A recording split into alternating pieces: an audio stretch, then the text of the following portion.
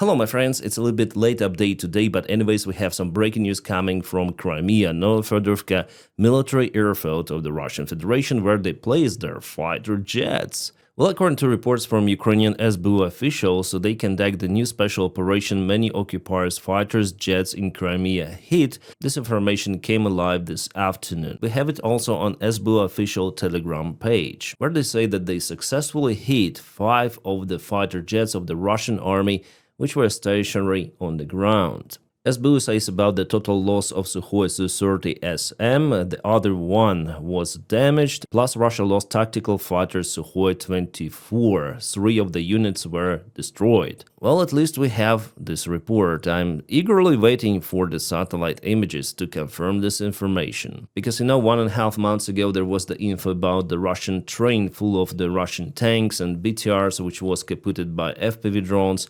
Well, that information was not confirmed. And just to remind you, Novofedorivka airfield was already hit before with Ukrainian Neptune missiles. Back then, Russia lost lots of the fighter jets and tactical bombers. This photo is dated 3 years ago, August 2022. As I remember, the August that year was really fantastic. Ukraine was regaining the territory, liberating Kharkiv region. Later on in autumn, Ukraine forced Russian army to perform the goodwill gesture from Kherson. You also might remember those fantastic events. But since that time, the war has been modified into something long-lasting, which brings lots of the casualties. And guys, since we started from the map, I want to tell you about the front lines updates. And let's go straight away to Pokrovsk, the town which is under the big threat of being at least partially encircled in coming months. And you see, Russia was working on creation of this huge bridgehead between Pokrovsk, Mirnograd and Toretsk, so they might use it for the further advancement. They understood that defense in Pokrovsk and Mirnograd is very strong, so what they do now, they want to bypass all of those big settlements and to advance, for example, towards Rodinske, occupying this village, and after it they'll cut at least partially supplies, for example, to Mirnograd, and they might attack Mirnograd at that point from multiple of the directions. From this side, and from this side. So Mirnograd, because of this northern attack vector, is at the biggest threat compared to Pokrovsk. And the tendency in Rodinsk is not good. I am telling you guys the things as they are. So it was yesterday and it is today. You see the red area advancement towards Suhetske village. And this is the more detailed map which shows even defense lines. So for the last couple or maybe 3 days, Russia took this ground, and they took also the defense lines of the Ukrainian army. And now they're very close to Rodinske. This is Rodinske. That is still under Ukrainian control. However, I may say that the part of the settlement over here and maybe over here is in the gray zone already. And Mirnograd is very close. It is already Mirnograd. So yeah, I'm saying like this. If Russia takes Rodinske, it's just a matter of not long time for Ukraine to evacuate the forces from Mirnograd at least, but also it could be the great threat for Pokrovsk. However, guys, we have some of the good news from Kamensk. There we have the confirmation of the Ukrainian Air Force job down on the Russian positions. So little by little, Russians are getting pushed back in Kamensk and further away as well. Maybe Russian supplies were disturbed. Yeah, here you can see building before and after. Indeed, something went wrong for Russians there. I would say that this deep state military map is already outdated. Ukraine took control over Plavny and took control over this part. There were Ukrainian forces spotted fighting. I told you about it in my yesterday's update. Ukraine is pushing Russians very hard in Kamensk.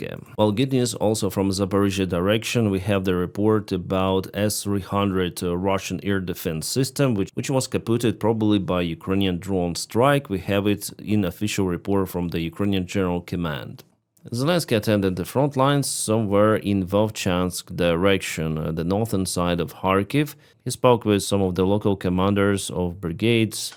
As Zelensky mentioned that there are lots of the infantry in the Russian army from the ex-Soviet countries also, and people also coming from Asia, also North Koreans. So our guys really have to fight all of them, but there are also mercenaries in Ukrainian army as well. Maybe not that massively as in the Russian army, but still Ukraine has Foreign Legion and Colombians fighters. Yeah, not just Colombians, but I'm saying that there are mercenaries also in Ukraine. So yeah, Zelensky went somewhere close to Vovchansk, I think somewhere nearby. But what about Vladimir Putin? He is not attending the front line. His last visit was somewhere in the Kursk region. I think it was not far away from Kursk itself after Ukrainian forces already left the Kursk region. Well, Ukraine has the presence in Kursk, like for example, we say about Totkina, this patch of the land as well, but it's not the major presence of the Ukrainian army, as it was, for example, half a year ago. Yeah, let's go to January the 1st. Yeah, back then it was this operation, and today it is like that. As I said to you guys, there is the risk for the Russian army to move to the Sumy Oblast. That's why for Ukraine it was profitable to resist there, but Russia accumulated forces and they tried to go to Sumy. As you may see, they took some of the villages under control, but Ukraine counterattacked, so Russian operation in Sumy stalled. And by the time Zelensky was in Vovchansk, Russia tried to penetrate into Ukrainian border at the new point near Hoptivka. There was the Russian attack attempt, which was repelled by Ukrainian defenders, so it was absolutely not successful move from the Russian side. And let's go back to Pokrovsk and the significant bridgehead which Russian army has.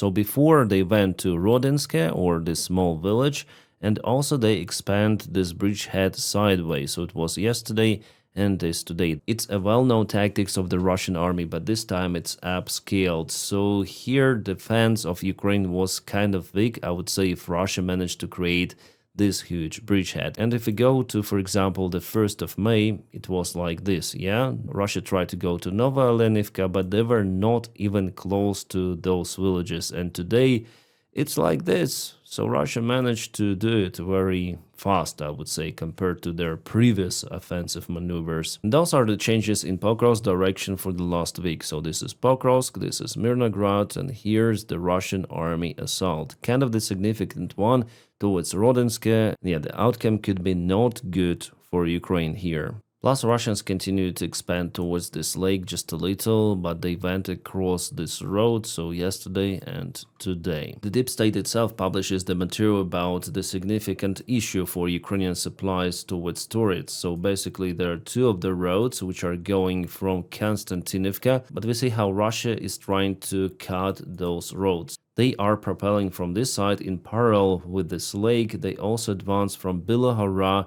and they may turn actually towards those roads here. They already may use FPV drones to strike Ukrainian logistics on the way to Toretsk, and this distance, well, for the front lines and for the intensity of the war, it is quite long for the safe operations. That's why I think that Ukraine will be forced to retreat from Toretsk and from nearby villages fully to defend Konstantinivka. Guys, on this map you may see the Ukrainian drone strikes on the Russian railroad infrastructure. So the last week Ukraine kicked out some of the stations and logistic hubs at this branch, but for the last couple of days there were the drone strikes closer to Ukrainian border. And the latest strike was here deep inside the Russian territory. So Ukraine does it to fight the Russian logistics, Russian supplies, because it is very important for any kind of the full-scale war. It's even important for the smaller wars, but in this case it is crucial. So Russia just cannot advance if the supplies will be disturbed by Ukrainian drone strikes. And definitely Russian channels report about irregularities in the train supplies towards the occupied regions of Ukraine. Oh, interesting news. Ukraine is launching one more drone attack on Russian territory. This time it's Tula and Kaluga Oblast, maybe Moscow, who knows.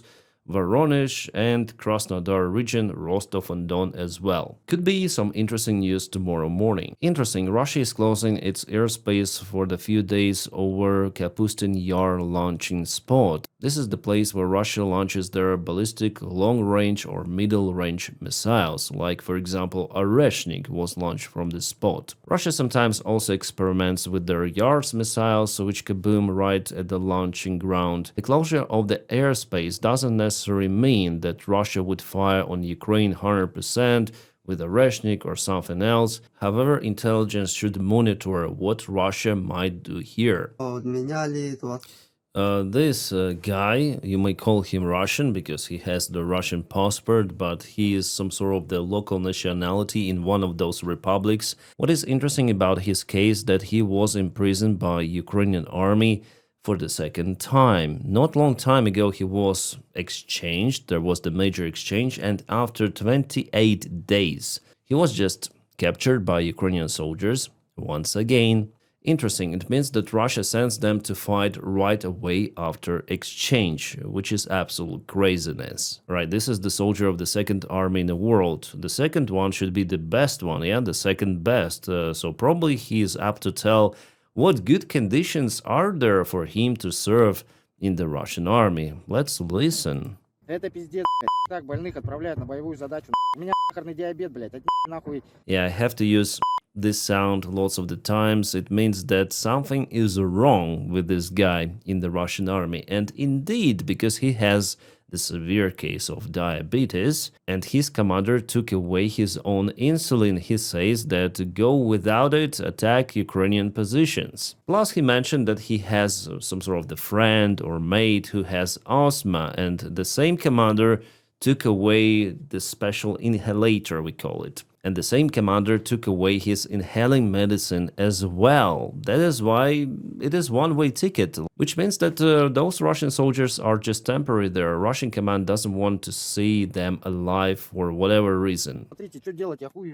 So yeah, this guy, he has asthma and he cannot normally breathe. They were sent to some of the trench, no medicine, nothing. And as you see, even without fighting at the moment, the guy is no-go. Guys, this is the first video for today. I'm gonna film one more, but here I want to concentrate mainly on the front lines update. As for the major news, stand by, I'm gonna release one more video in a few hours. And my job is only possible because of your support on Patreon. So if you want to motivate me more, please check out my Patreon.